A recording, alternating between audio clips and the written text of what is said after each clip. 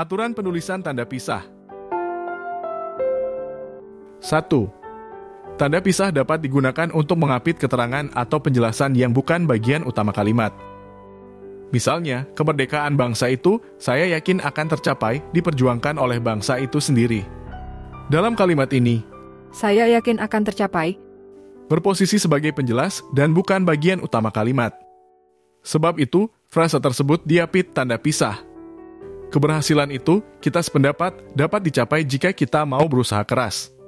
Dalam kalimat ini, kita sependapat, berposisi sebagai penjelas dan bukan bagian utama kalimat. Sebab itu, frasa tersebut diapit tanda pisah. 2.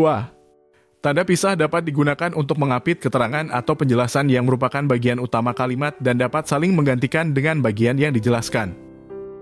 Misalnya, Soekarno-Hatta, proklamator kemerdekaan RI, diabadikan menjadi nama jalan di beberapa kota di Indonesia.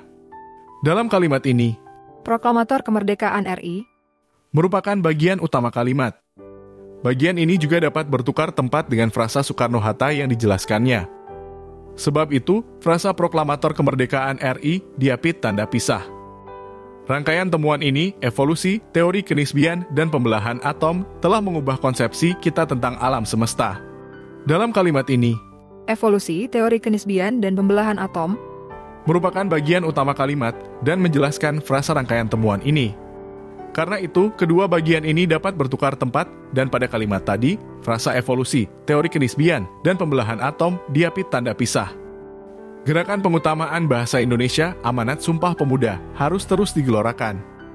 Dalam kalimat ini, Amanat Sumpah Pemuda merupakan bagian utama kalimat dan menjelaskan frasa gerakan pengutamaan bahasa Indonesia. Kedua bagian ini dapat bertukar tempat dan sebab itu, dalam kalimat tadi, frasa Amanat Sumpah Pemuda diapit tanda pisah.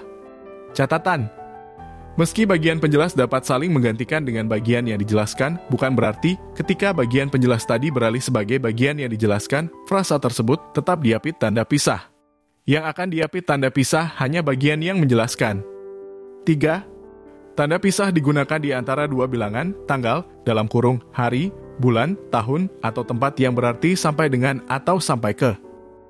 Misalnya, tahun 2019 sampai dengan 2022.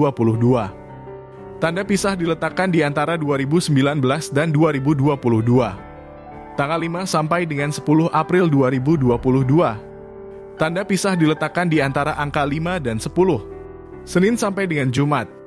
Tanda pisah diletakkan di antara Senin dan Jumat. Jakarta sampai ke Bandung. Tanda pisah diletakkan antara Jakarta dan Bandung.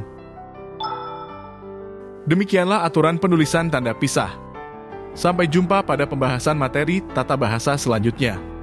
Seluruh materi berformat audio ini diadaptasi dari laman ejaan.kemdikbud.go.id.